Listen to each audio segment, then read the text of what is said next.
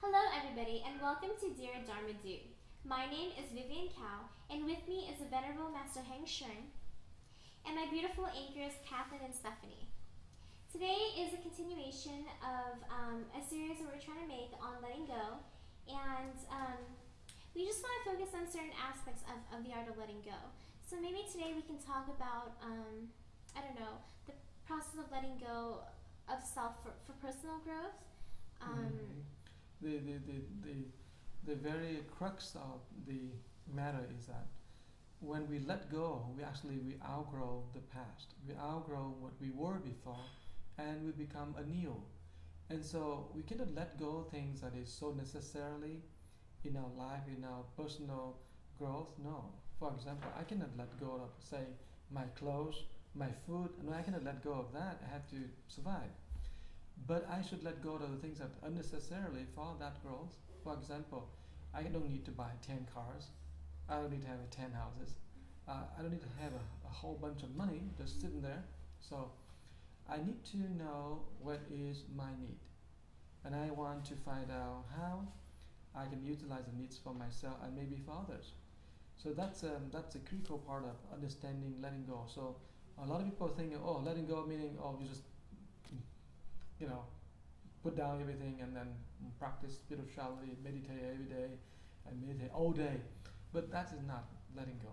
So it's really a wisdom of knowing what we need, what we don't need, and growing beyond what we craving. Sometimes we are craving for the very addictive things that not necessarily to help ourselves. For example, gambling. Okay. And so that's a very basic thing that we're talking about, of how we want to let go. But on this kind of thinking, letting go also tell us that the object of letting go, for example, our personal gain, for example, our selfish kind of desire, we want to let go of that. But the other thing, what do you want to let go? Can you give me an example of letting go? Well, in spite of letting go for the sake of personal growth, Yeah. where you close the door, you open a window so that, or I guess it's the other way around, but you leave something that's holding you back so that you can grow into something better. Kind of like I guess a snake when it sheds its first layer of skin so that it can form a new layer, because its body then gets bigger and the old skin can no longer contain all that's with the organs. So the snake outgrows its own past. Right. So it's become better. Right. And it's new. And you can see this in the phoenix as well. Oh, right. The phoenix, you can see it in the eagle. The eagle also does the same thing. But many in the animal kingdom, but many people do the same.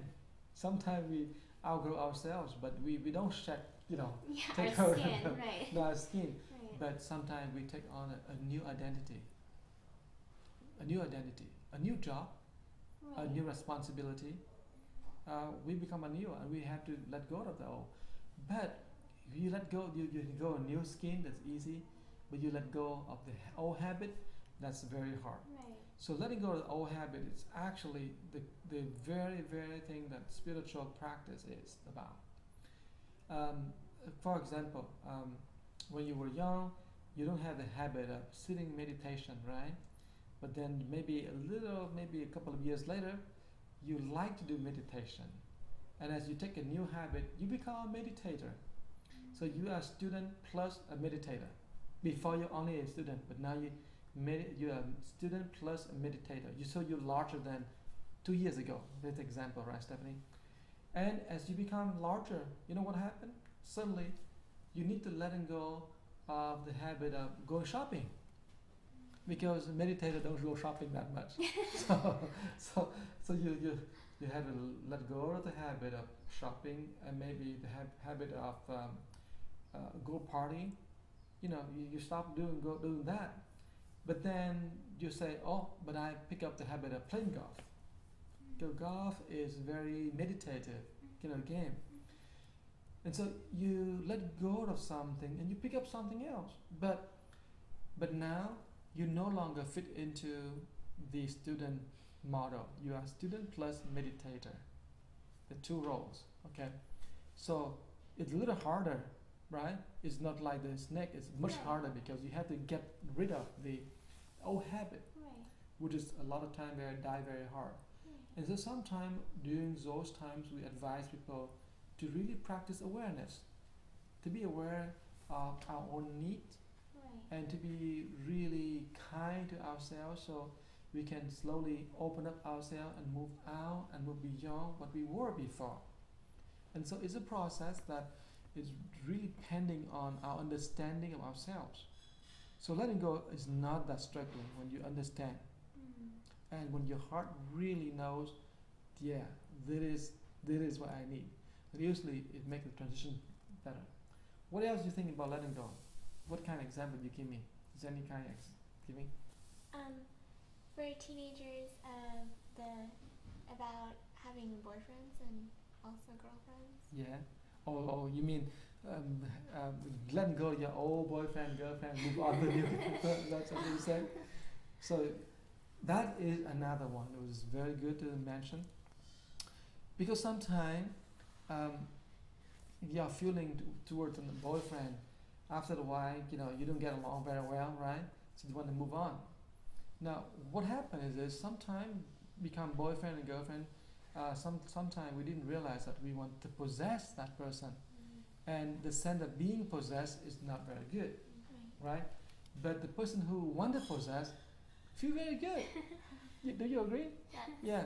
And so if you have a relationship with someone, and then one day you saw that person had a girlfriend with some, or have a relationship with other people, affair, okay, you're very angry. But that's the whole idea that we say, the relationships can also be possessive. And letting go of that mindset of I'm possessing someone, letting go of that attitude, that mindset is really hard. But that is a key thing of the practice. Okay, and how do we do it? Maybe we take another session to talk about it. Okay. So thank you so much for your wisdom, Master, and thank you, Stephanie, for your example. And thank you, viewers, for spending your time and sharing this episode with us. And we'll see you again next time.